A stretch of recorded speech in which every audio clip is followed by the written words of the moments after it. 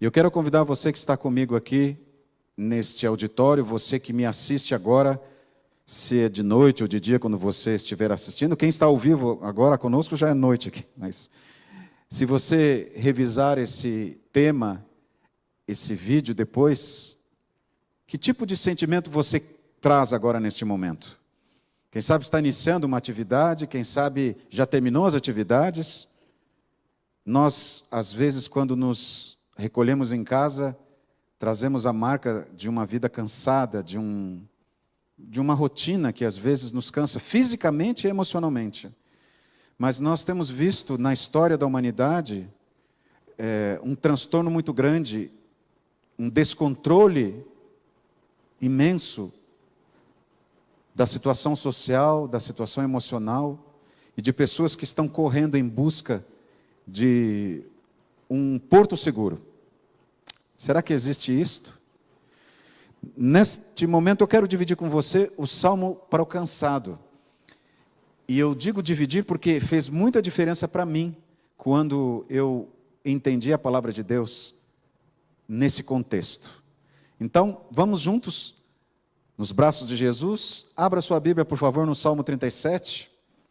E nós vamos ler inicialmente os versos 3 a 5 e depois o verso 7. E pode, por favor, deixar a tua Bíblia aberta ou acessar a tua Bíblia, porque tem alguns textos que farão a diferença em nossa vida neste momento. Não vamos demorar muito, mas vamos ter coisas importantes aqui. Salmo 37, começamos lendo o verso 3. Confia no Senhor e faze o bem. Habita na terra e alimenta-te da verdade. Verso 4. Agrada-te do Senhor, e Ele satisfará os desejos do teu coração. Entrega o teu caminho ao Senhor. Confia nele, e o mais Ele fará. E agora, finalmente, o verso 7. Descansa no Senhor e espera nele. Eu quero chamar a tua atenção para esses textos que o salmista, que Davi acaba de repartir com a gente, inspirado por Deus. Esses textos têm uma verdade muito grande e uma fórmula muito grande de restauração emocional para nós. E para que não dizer também restauração física. Nós podemos considerar as 5 bases para a saúde emocional nesses versos do Salmo 37. A primeira delas, confia. Davi começa aconselhando, confia. Confiança é algo muito falado no meio cristão, no meio evangélico, no meio religioso. Qualquer pessoa que se envolva numa adoração, num culto, ela precisa confiar. Agora, Davi sabe muito bem como o ser humano funciona. E cada passo que essa confiança envolve. Então, ele inicia a chamada, ele inicia o conselho, ele inicia essa ideia, colocando essa primeira atitude, confiança. Mas ele quer que a gente entenda um pouco mais, que a confiança seja um pouco mais ampla, mais alicerçada, mais embasada, mais fundamentada. Para que não fique uma confiança superficial. Ou um fideísmo, né? Que confia sem saber no que está confiando, mas confia porque todo mundo está confiando. Não, é algo fundamentado. Ele fala, confia, mas confia feliz, se agradando, agrada-te, celebra, seja feliz, seja restaurado por essa alegria. Uma confiança feliz, uma confiança real. Mas aí, Davi conhece, o salmista sabe como que o ser humano reage. E aí, ele como ser humano, e sabendo como nós reagimos, ele conhece que o ser humano, quando confia, ele pode até acreditar na capacidade do outro, ou da fonte de confiança dele, mas ele tem uma resistência para entregar. Eu me lembro quando os meus filhos atingiram a idade para fazer os preparativos para a carteira de motorista, e eles precisavam fazer o treinamento, as aulas, e às vezes a gente usava um espaço no estacionamento perto de casa muito grande para eles manobrarem. Eu sabia que eles estavam em condições, que eles tinham treinado, que eles tinham se preparado, mas quando eles saíam comigo, eu confiava neles, mas não queria entregar o carro para eles. Eles já estavam habilitados, já tinham passado no teste, eram motoristas, até dirigiram já haviam morado fora do Brasil, já tinham dirigido lá também, estavam em condições, mas eu não entregava o carro para eles. Toda vez que a gente ia sair, não. Eu não falava nada, eu pegava, pegava a chave do carro e entrava. Até que um dia que eu entendi que eu precisava entregar. A confiança que eles precisavam que eu tivesse com eles era também entregar. E eu entreguei o carro para eles. Só que eu fui agarrado ali na porta, que parecia que estava grudado ali. Para me tirar dali tinha que ser até com dificuldade, porque eu entregava, eu confiava, mas não confiava. E aí entregava, mas não entregava. Mas aí no final, eu passei a necessitar por outra fase, que é o que o salmista diz. Ele fala, você confia, você celebra essa confiança, te alegra, agrada-te, entrega, mas aí tem outro estágio, e eu acho que é o mais difícil. É o quarto, descansa. E isso acontecia quando eu estava com os meus filhos, dirigindo, a Silmara tranquila, eu entregava, mas não descansava. Eu ficava agarrado ali na porta, naquela maçaneta, e às vezes batendo ali no piso, no assoalho do passageiro ali, como se eu fosse frear, porque eu não descansava. Então era uma viagem que me estressava, era uma viagem que acabava estressando os meus filhos também, estressando a Silmara, todo mundo, porque eu não descansava. E se eu entrego, eu tenho que descansar. E quem descansa, consegue atingir um nível de espera. Espera. Porque começou de que maneira? Como começou essa fase de relacionamento com Deus, com o Criador, com o nosso Senhor? Eu comecei confiando, eu busquei na Escritura Sagrada orientações, conselhos, promessas, orientações. Eu não fiz algo superficial, a minha experiência com Deus me ajudou a chegar no momento que eu confiei. Eu me batizei, eu me tornei seguidor de Jesus, frequentando uma igreja, enfim, a minha religiosidade se tornou evidente. Eu confiei, eu percebi a celebração dessa confiança. Aí eu entrego. E eu aprendo a descansar ou não consigo descansar. Às vezes a gente pede as coisas para Deus, confia que Ele tem poder, e a gente estudou sobre isso no sábado, mas a gente não entrega. A gente quer fazer alguma coisa, ou quer se intrometer. Algumas pessoas que fizeram isso tiveram problema. Moisés teve problema no Egito, porque ele era fiel e era sincero, mas ele achou que a libertação do povo de Israel teria que começar com a formação militar dele, com a experiência militar dele, e com os métodos dele. Ele acabou conseguindo matar um egípcio, que a Bíblia nem fala o nome, porque não devia ser alguém de muito conhecimento, mas depois foi ameaçado de morte, precisou fugir para o deserto, ficou lá 40 anos. Abraão confiava em Deus, mas resolveu seguir os conselhos da sua esposa, e tentar resolver as coisas do seu jeito, e trouxe um problema para ele, para a família e para o mundo. A gente confia, mas não entrega, e pior, não consegue descansar.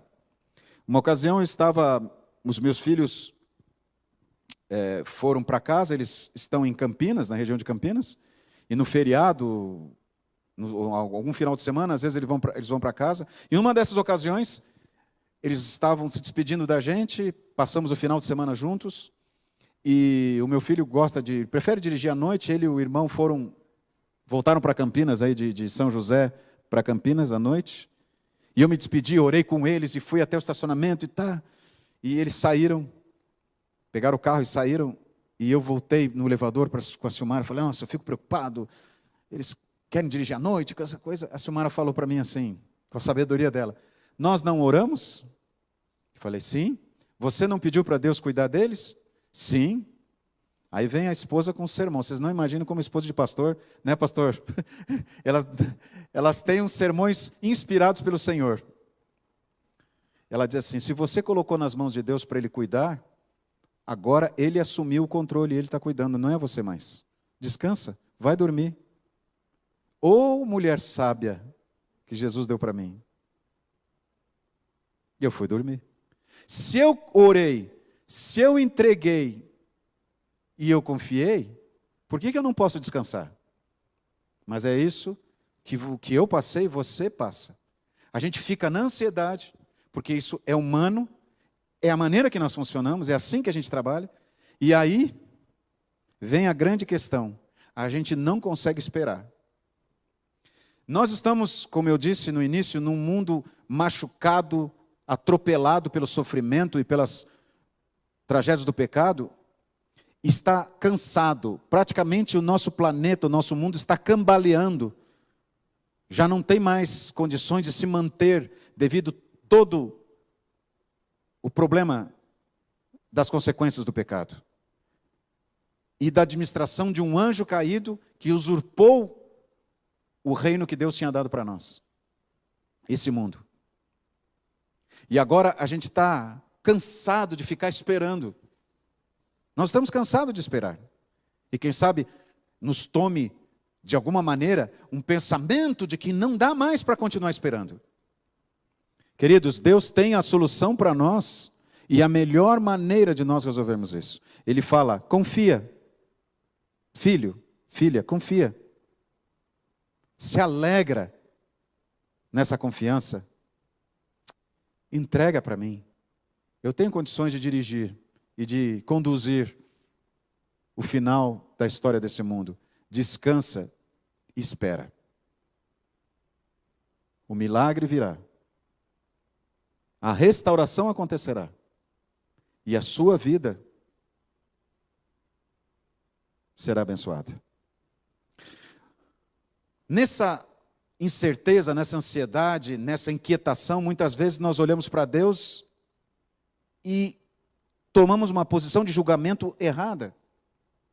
Alguns acham que o sofrimento que está acontecendo nesse mundo é responsabilidade de Deus.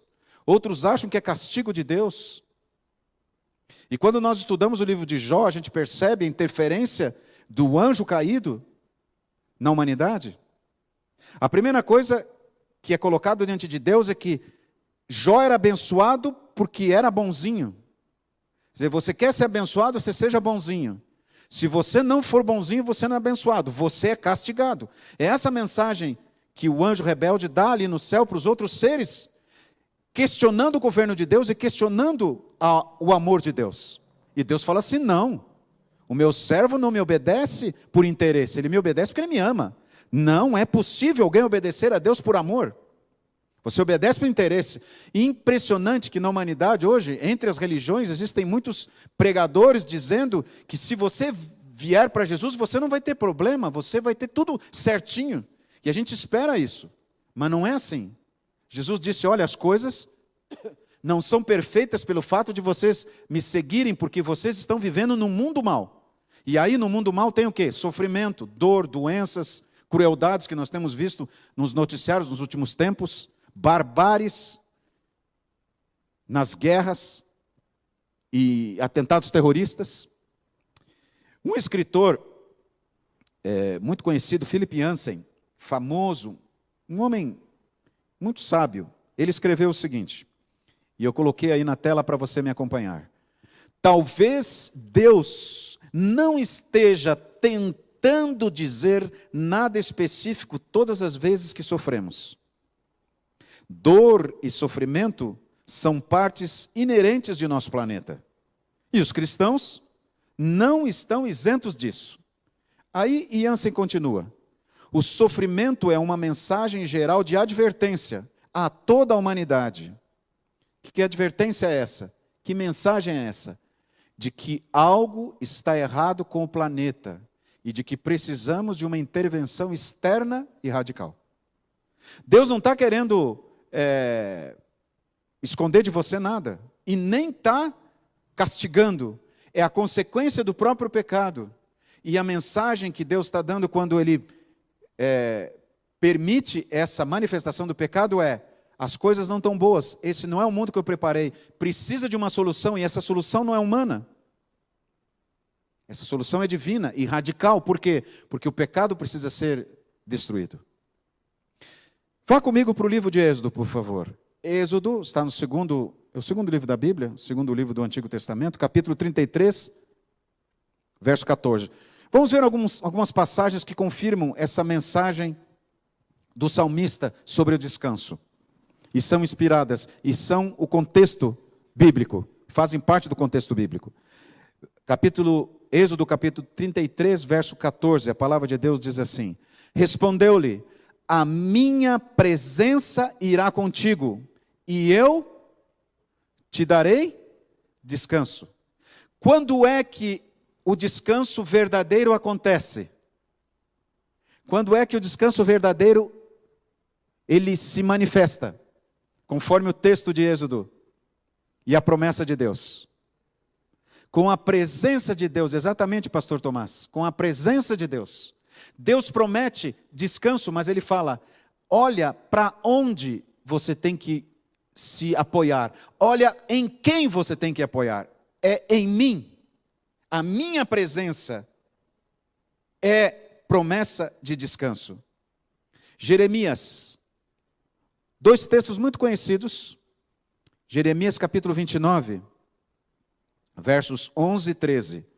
Deus está falando sobre essa promessa para nós também. Ele diz, eu é que sei que pensamentos tenho a vosso respeito, diz o Senhor. Pensamentos de paz e não de mal, para vos dar o fim que desejais. Nesse descanso está incluído o quê? As promessas de Deus. Nessa espera está incluída o quê? Estão incluídas o quê? As promessas de Deus. Nessa entrega está incluído o quê? As promessas de Deus. Então Deus fala assim, espera, filho, porque eu sei o que é melhor para você. Você que está me ouvindo agora, está lidando com Deus com uma expectativa muito grande? De alguma coisa que você precisa? E Deus não parece ouvir? Alguns acham que Deus está surdo. Eu quero te dizer que Ele sabe o que é melhor. Eu é que sei. Às vezes a gente pensa que sabe. Por isso que é interessante e é importante, é primordial, é prioritário. Eu aprender como o salmista me aconselha. Confia, celebra, entrega, descansa e espera. Aprenda isso. É um exercício. Agora veja o que ele diz então no verso 13. Buscar-me-eis, e o que vai acontecer quando eu buscá-lo? Vai encontrar. Já está feita a promessa, está escrita para você e para mim. Você vai encontrar quando me buscares de que maneira?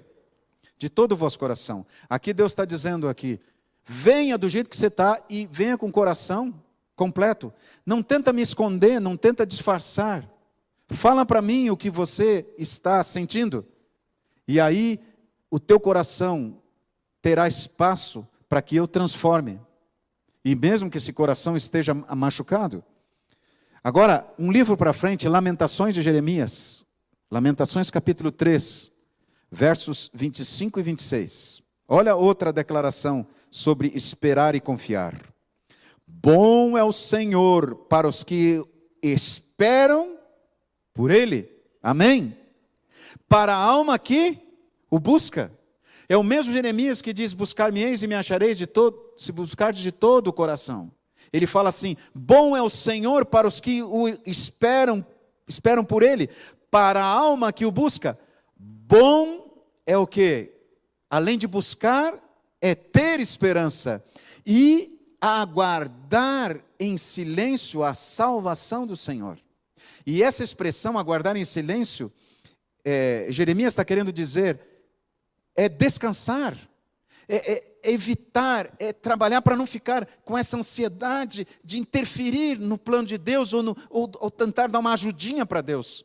Não aquilo que eu tenho condições de fazer, o que eu devo fazer, não é isso que eu estou dizendo. Eu estou dizendo interferir no plano de Deus, porque não sabe esperar. Agora, avança comigo um pouquinho para Filipenses. Está no Novo Testamento. Filipenses capítulo 4, verso 7. Olha só que coisa tremenda que a palavra de Deus nos diz.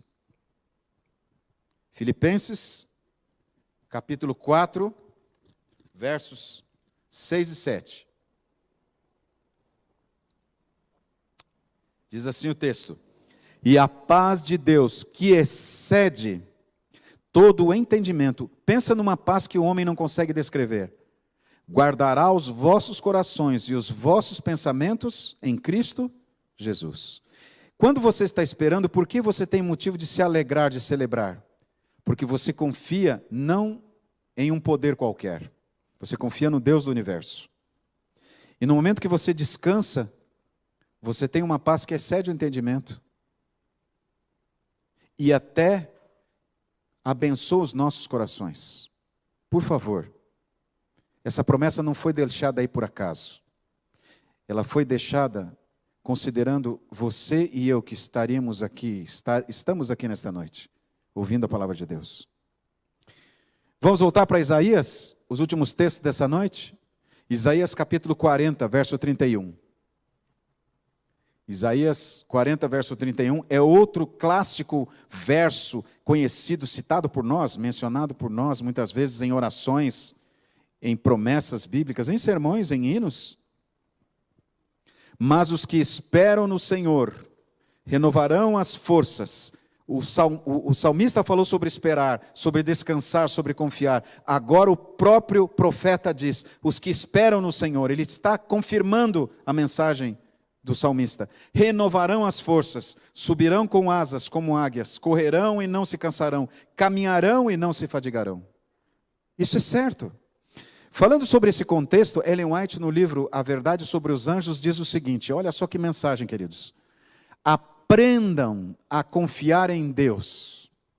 Ela está falando isso, está usando essa expressão, aprendam, porque ela como salmista, e eu e você, sabemos que é difícil confiar, entregar, esperar e descansar.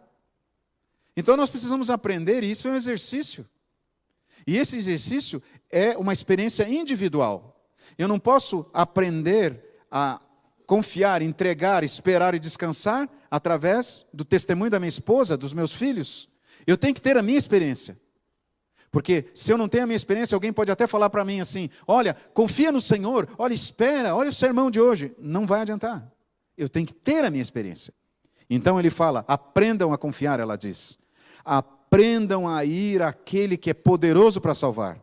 E essa confiança, ela se estende com uma atitude de relacionamento prática. Vai até lá.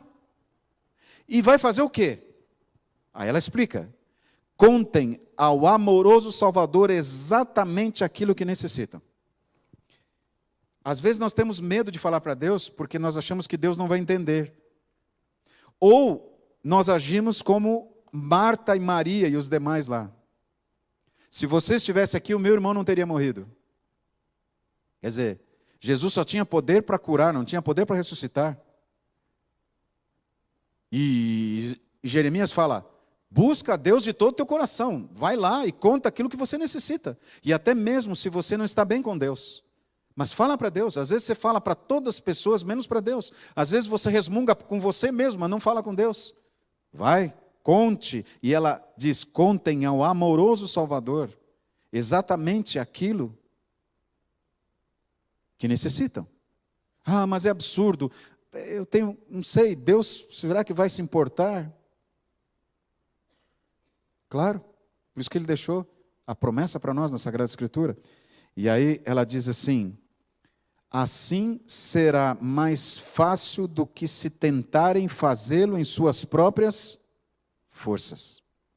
Você percebe? Quando você confia e você entrega, você deixa de confiar nas tuas próprias forças e fazer com as tuas próprias forças. E você aprende então a descansar, porque Deus já assumiu o controle ou já assumiu a responsabilidade. Aí algo maravilhoso acontece, queridos. Os anjos estão conosco todos os dias, guardando-nos e protegendo-nos dos assaltos do inimigo. Amém?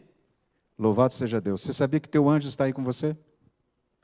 Que ele ouviu a tua oração, quando você fez, que ele recebeu de Deus a ordem de cuidar de você, de confortar você, e de dirigir você, quando você decidiu confiar, e agora luta para entregar, para descansar e esperar.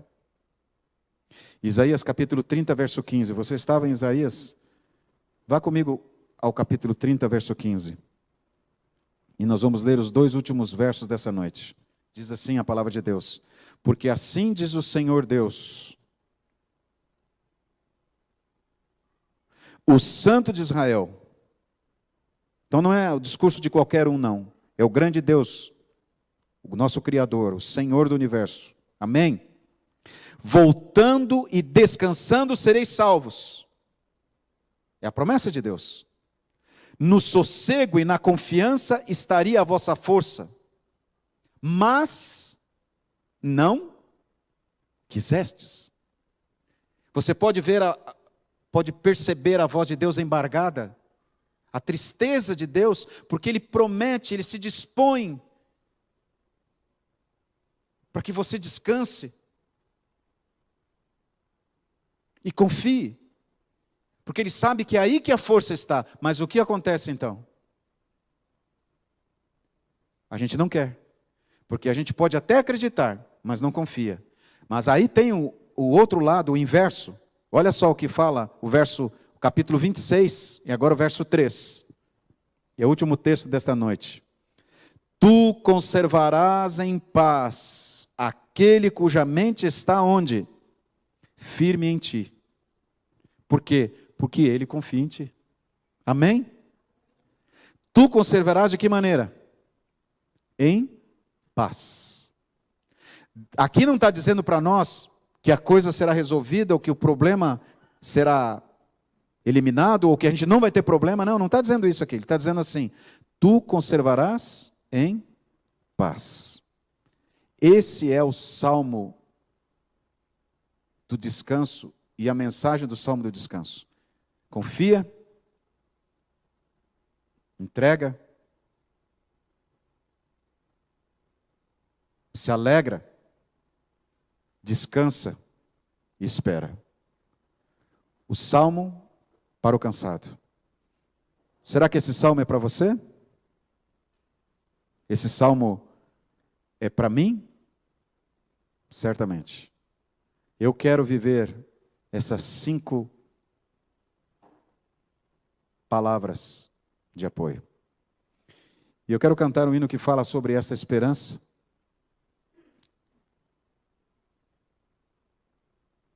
E a certeza, numa declaração de Jesus, que se Deus protege as avezinhas, os pardaizinhos, né?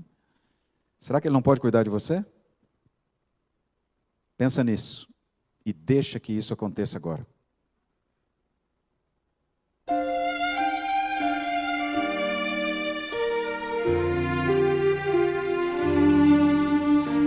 Quando estou cansado, em meio à sombra estou, o coração ferido, ou perseguido sou. Jesus é meu amparo, abrigo na aflição. Os seus olhos me contemplam e Ele dá-me proteção. Os seus olhos me contemplam e Ele dá-me proteção. Feliz e muito alegre, cantando eu estarei, pois se Deus protege as aves, cuidará também de mim.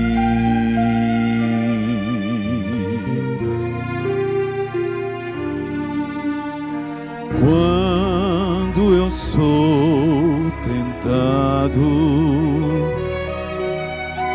na escuridão da dor, se longe tenho estado do seu tão grande amor, eu volto sem receio ao meu bom Salvador,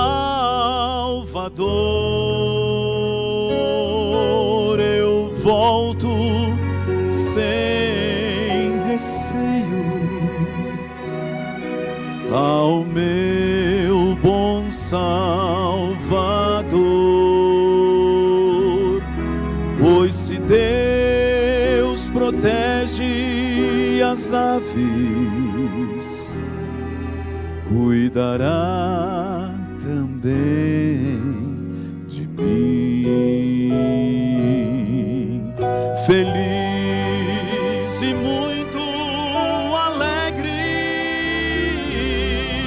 cantando eu estarei, pois se Deus protege as aves, cuidará também de mim, pois se Deus protege as aves,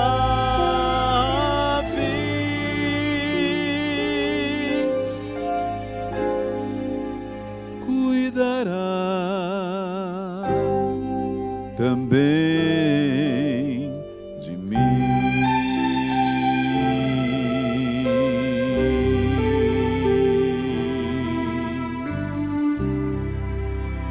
Amém.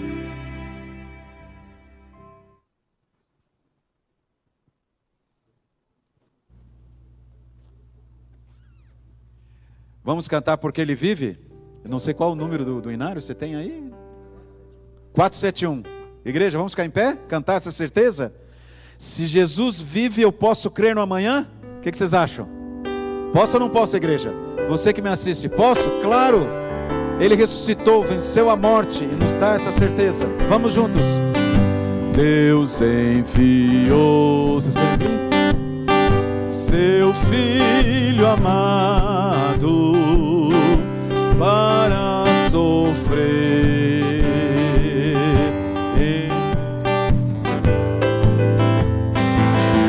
Na cruz morrer, mas viva dançar, pois ressurgiu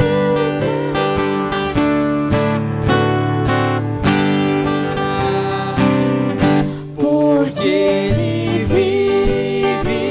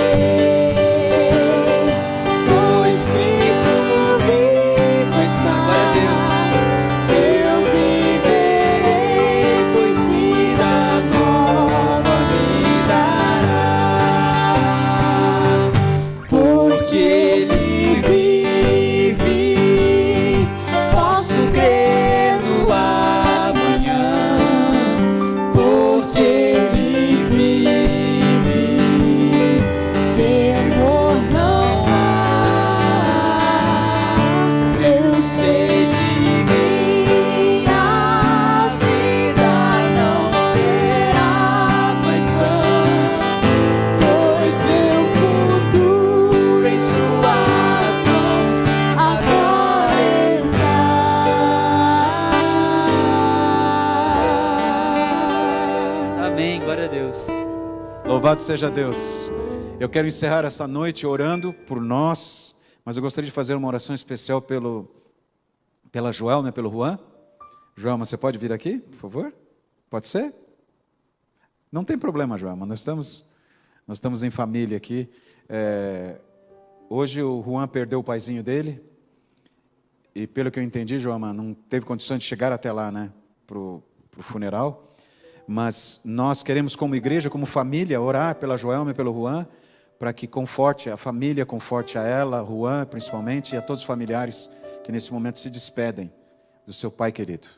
E oremos pela família, queridos, para que Deus esteja com eles, e já nesse período já devem estar na cerimônia fúnebre, né? Pode falar, Joana. Meu sogro, 97 anos, os órgãos já todos fraquinhos, né? Estômago, intestino, enfim. Teve uma anemia bem profunda em julho, aí fizeram transfusão de sangue com bastante risco, mas ele resistiu, e aí deu uma melhorada, mas aí assim, caminhando pouco, comendo pouco, e os médicos, teve uma infecção urinária, mas aí os médicos não podiam dar uma medicação, porque o corpo dele, bem debilitado, não suportava o efeito da medicação mais forte para ele reagir. Então, assim, os médicos disseram, ó, deixa ele quietinho, ele vai comendo e chega no momento. Então, ontem de manhã, ele não estava muito legal, aí a assistente social foi até a casa para fazer cuidados em casa, e fizeram a papelada toda para chamar o médico, para estar lá. Isso foi de manhã. Aí, depois do almoço, o pastor lá da igreja, foi fazer uma visita para ele. Ele era bem cristão. E ali, conversando com ele, o que me chamou muita atenção e que toca meu coração é que ele morreu orando praticamente, porque ele estava com o pastor ali conversando e ele quietinho, orando, descansou. Então, assim, os irmãos estão lá, já tomaram todos os cuidados, os irmãos de Santiago estão indo para Arica, e amanhã, então, cedo, eles vão fazer o funeral, ele será velado lá na igreja de Serra Cruz, no bairro onde ele morava. O Juan tinha planos de ir para lá, mas não deu tempo, e eles já sabiam que ele ia. E o Juan, toda vez que ia ao Chile, toda vez que saía de lá, se despedia dele, então já tinha feito a despedida dele. E o Juan está triste, mas sabia que isso ia acontecer mais cedo ou mais tarde. Então, obrigado pelo carinho, as orações. E me toca ele estar quietinho e ali orando. E eu fico pensando, como que é você estar aqui, de repente Deus leva o teu fôlego de vida e você fica estranho, né? Como é que é o nome dele? É José Andrés Pereira. José Andrés. Louvado seja Deus pela vida do José Andrés, que deixou um testemunho e descansou literalmente nos braços do Pai. Oremos e vivamos uma vida de descanso no Senhor, para que quando tivermos que enfrentar esses momentos, tenhamos a paz que esse querido filho sempre teve. Querido Pai, muito obrigado por tuas promessas na Sagrada Escritura, pela tua disposição em fortalecer-nos e cuidar daquilo que precisamos que tu cuides, e até aquilo que nós podemos, mas que é melhor que seja dirigido e resolvido por Ti. Conforta o nosso coração nessa noite para que saímos daqui amparados, decididos a confiar, celebrar essa confiança, entregar, descansar e esperar. Restaura a nossa saúde emocional, livra-nos dessa ansiedade doentia que muitas vezes tem se alastrado por esse mundo na sociedade, e nos dá a tua paz nos teus braços, em nome de Jesus. Nós te pedimos isso e confiamos a família da Joelma e do Juan, que lutam nesse momento com a dor da separação do irmão José, que eles sejam amparados, Senhor, restaurados, confortados na tua promessa da breve volta e da ressurreição dos teus filhos, que essa esperança que o irmão José tinha. Em nome de Jesus. Amém. Deus abençoe você e tenha muita paz.